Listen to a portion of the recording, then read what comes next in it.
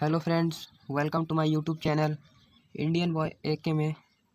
तो मैं आज आपको बताने जा रहा हूँ कि हमें संदर्भ कैसे लिखना है, वो भी बहुत आसान तरीके से।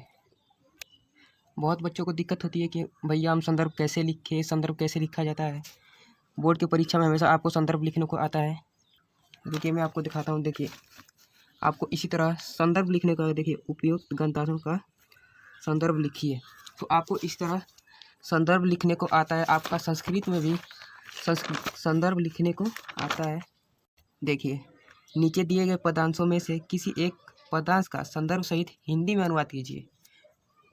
तो इस प्रकार से आपका संदर्भ लिखने को आता है। तो आइए देखते हैं इस वीडियो के माध्यम से कि संदर्भ कैसे लिखा जाता है। आप देख सकते हैं दोस्तों कि संदर्भ कैसे लिखना है। मैं आपको बता दे रहा हूँ कि प्रस्तुत गद्यांश हमारी पाठ्य पुस्तक हिंदी के ममता नामक पाठ से लिया गया है। इसके लेखक जयशंकर प्रसाद जी हैं, या फिर कह सकते हैं कि महाकवि जयशंकर प्रसाद जी हैं। तो आपको यहाँ पे परिवर्तन क्या करना है, आप देखेंगे कि प्रस्तुत गद्यांश, तो हम लोग अगर पद लिख रहे होंगे तो पद यहाँ पे लिखेंगे, और इस समय हम लोग गद की बात कर रहे हैं तो यहाँ पे गद लिखेंगे। तो क्या करेंगे कि अगर यहाँ पे पद की बात होगी तो क्या करेंगे, प्रस्तुत पदांश। प्रस्तुत पदांश हमारी पाठ्य पुस्तक, सब वैसे ही रहेगा, हिंदी के ममता नामक। यहाँ पे आपका चैप्टर चेंज हो सकता है कि मित्रता नामक हो सकता है, या फिर कोई और चैप्टर ही हो सकता है।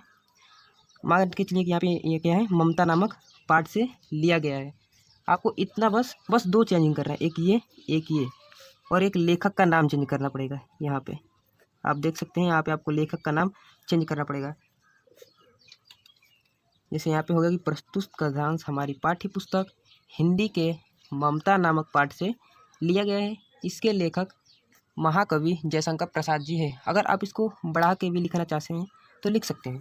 जैसे आप लिख सकते हैं कि इसमें जयशंकर प्रसाद जी ने ममता नामक स्त्री का वर्णन किया है। मतलब आप इसमें इसके बारे में लिख सकते हैं कि कैसे पदांश में क्या बोला है, किसके बारे में बोला है, इसको आप बढ़ाकर भी लिख सकते हैं। तो उम्मीद करता हूँ कि आपको समझ आ गया होगा। एक बार और देख लीजिए कि प्रस्तुत गद्यांश, अगर पद होगा तो पदांश होगा, गद है तो यहाँ पे गद्यांश होगा। गद्यांश हमारी पाठ्य पुस्तक हिंदी के ममता नामक पाठ से, या फिर कोई भी चैप्टर हो सकता है, मित्रता हो सकता है, या फिर मेवाड़ मुकुट, कोई भी चैप्टर हो सकता है, नामक पाठ से लिया गया है। इसके लेखक महाकवि जयशंकर प्रसाद जी हैं या मुंशी प्रेमचंद्र जी हैं। इसके रचयिता महाकवि कालिदास जी हैं। मतलब ऐसे आप यहाँ पे लिख सकते हैं।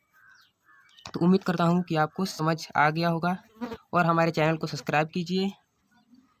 Good bye.